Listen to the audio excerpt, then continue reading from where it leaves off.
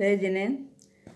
प्यारी बहनों, शीतला माता का व्रत आने वाला है और बहुत सारी बहनें शीतला माता का व्रत करती हैं। शीतला माता शीतलता को देने वाली हैं और हमारी मनोकामनाओं को पूर्ण करने वाली हैं।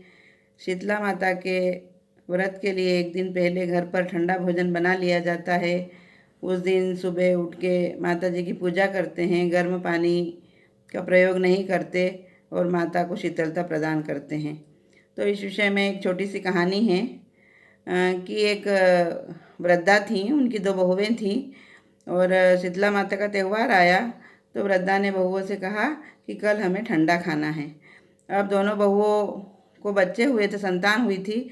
उन्होंने सोचा कि बासी खाने से हमारे बच्चों की तबीयत नहीं बिगड़ जाए, हमारी तबीयत नहीं बिगड़ जाए, इसलिए उन्होंने पूजा तो की लेकिन उन्होंने ठंडा नहीं खाया और उन्होंने ठंडे को वो कर दिया और वो गर्म भोजन बना के उन्होंने खा लिया। तो शीतला माता इस बात से थोड़ी कुपित हो गई और दोनों बच्चों के स्वास्थ्य खराब हो गए और दोनों बच्चे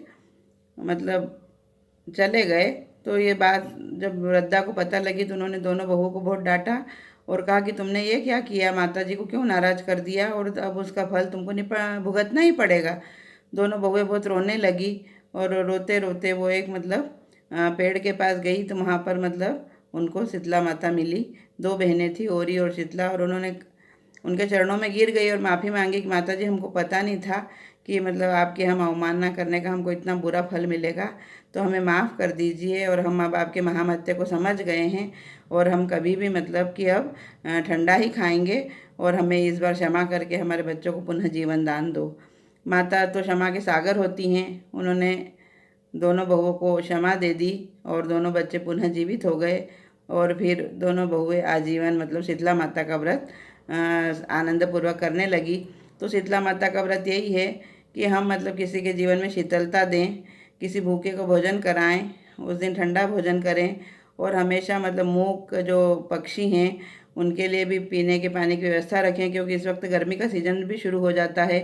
तो साइंटिफिक दृष्टि से भी देखो तो उस व्रत की ऐसी मान्यता है कि जो भी बासी वगैरह आपको खाना शीतला माता तक खा लो, उसके बाद नहीं खाना और हमारे हृदय में दया दृष्टि रखें, मन में शीतलता रखें, तो हमारे भी जो भावनाएं हैं वो अवश्य पूर्ण होगी और सारा जो संसार का चक्र है वो भावनाओं पे ही चलता है।